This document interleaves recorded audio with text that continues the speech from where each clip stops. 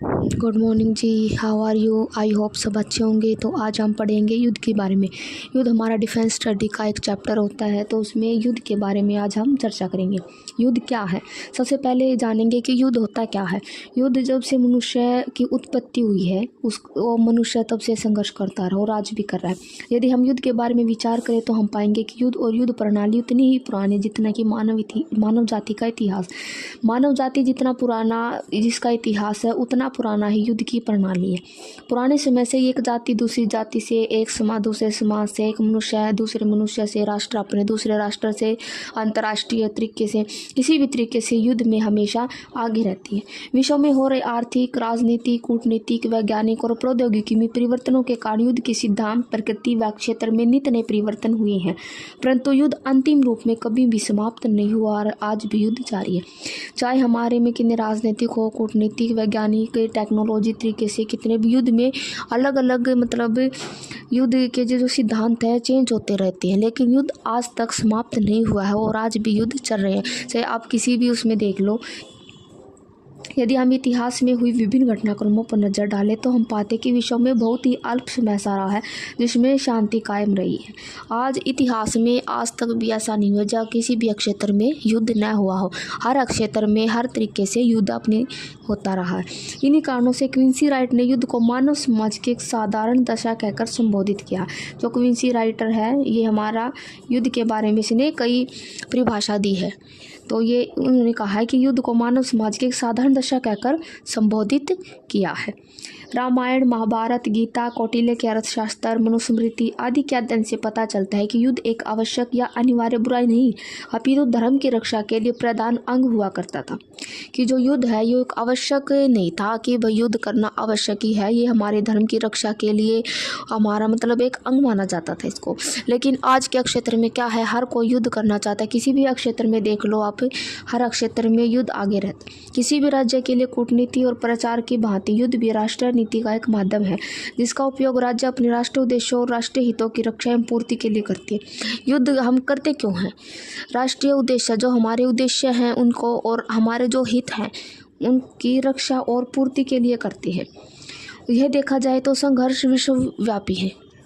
वस्तुतः अस्तित्व के लिए संघर्ष प्रकृति का एक नियम है। डार्विन ने अपनी पुस्तक डिसेंट ऑफ मैन, ये इसकी पुस्तक है, डार्विन की पुस्तक डिसेंट ऑफ मैन, इसमें जाति के विकासवाद को अच्छे ढंग से समझाए हैं, जिनके अनुसार प्रत्येक जाति अपने अस्तित्व के लिए संघर्षरत रही है और जब हम अपने प्रतिद्वंदी पर हावी हो जाते हैं तभी उसका स्वयं का अस्तित्व बचता है। अगर हम किसी के साथ युद्ध करते हैं और कोई जो दूसरा जो दूसरा देश है या राज्य है वो अगर हम पे हावी हो जाता है तो उसका स्वयं का जो अस्तित्व है उसका अस्तित्व बचता है और वो हम पे हैवी हो जाती है। यह अस्तित्व के लिए संघर्ष सामाजिक, आर्थिक और राजनीतिक परिवर्तनों के साथ साथ युद्ध का एक स्वरूप भी प्राप्त कर लेता है। क्योंकि युद्ध समाज में लड़े गए तथा समाज से युद्ध का टूट संबंध रहा है। जो समाज में लड़े गए हैं समाज से युद्ध समाज से और समाज युद्ध से एक इनका टूट संबंध है। इसलिए सामाजिक परिवर्तनों के साथ साथ युद्धों की प्रकृति में भी परिवर्तन होना स्वाभाविक है। इसलिए सामाजिक जो परिवर्तन है, हमारे जो समाज में जो परिवर्तन हो रहे हैं उनके साथ साथ जो युद्ध की प्रकृति है उनमें भी परिवर्तन होना आवश्यक है। जहाँ एक आधुनिक युद्धों का प्रश्न है, यह 1500 ईस्वी के पश्चात प्रारंभ होता है। इस समय बारूद का आविष्कार हो चुका था और प्रेक्षास्त्रों का भी प्रयोग प्रारंभ हो चुका था।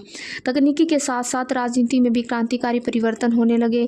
टेक्नोलॉजी के साथ साथ जो हमारी पॉलिटिकल है उनमें भी क्रांतिकारी परिवर्तन होने लगे। संचार साधनों के आविष्कार के कारण राष्ट्रों के एक दूसरे से संबंध स्थापित हो चुके थे। सामुद्रिक रास्तों की खोज एवं प्रयोग ने युद्ध की प्रगति में अचूक परिवर्तन ला दिए।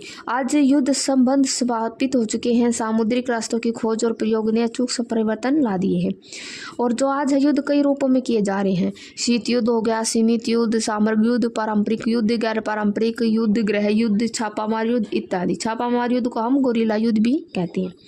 विज्ञान और तकनीकी के तीव्र विकास ने युद्ध को अत्यधिक गतिशील बना दिया है। टैंकों एवं वायुयानों, प्रेक्षा पात्रों एवं पनडुब्बियों का विकास हो जाने से युद्ध किसी भी बनावट या डोमेन में संपन्न होने लगा है। इतना ही नहीं, परमाणु और न्यूट्रॉन बमों के आविष्कार ने युद्ध का स्वरूप ही बदल दिया है। वर्तमान युद्ध में वास्तविक युद्ध शुरू होने से पहले शीत युद्ध चलता था। युद्ध में 3 सेनाओं की महत्ता महत्वपूर्ण हो गई है, युद्ध के मैदान में अद्वितीय भूमिका अदा कर रही है। आज वही राष्ट्र अपने विजय समझ रहा है जिसके पास सभी डोमेन में युद्ध करने की श्रेष्ठता एवं दृढ़ता है। आज वही देश अपने आप को समृद्ध समझता है जिसके पास अच्छे खासे अस्त्र शस्त्र हैं। अब आती है युद्ध क्या है।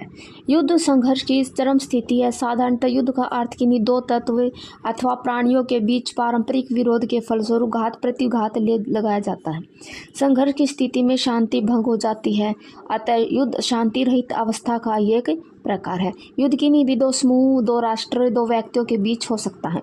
आज युद्ध का अर्थ केवल पारंपरिक सेना के माध्यम से युद्धों से नहीं बल्कि आर्थिक, राजनीतिक और मनोवैज्ञानिक युद्ध भी हो सकते हैं। विभिन्न विद्वानों ने युद्ध को अपने अपने ढंग से परिभाषित करने की कोशिश की है, किंतु युद्ध इतना सामान्य और दैनिक जीवन में इसका जितना अधिक उपयोग होता है कि शायद ही ऐसा कोई व्यक्ति होगा जिसने यह न मालूम हो कि युद्ध क्या होता है और युद्ध किसे कहते हैं। यदि देखा जाए तो युद्ध का शाब्दिक अर्थ लड़ना होता है, लेकिन कुछ दृष्टिगत विचार से युद्ध और लड़ाई में कुछ प्रमुख अंतर है।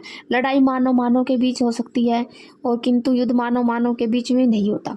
लड़ाई है वो एक दूसरे के मतलब पर्सन के बीच हो जाती है, लेकिन जो युद्ध है वो मानव मानव के बीच में नहीं होता। या तो 2 राष्ट्रों के बीच होता है, या 2 राज्यों के बीच होता है, या किसी वो अंतर्राष्ट्रीय के बीच होता है।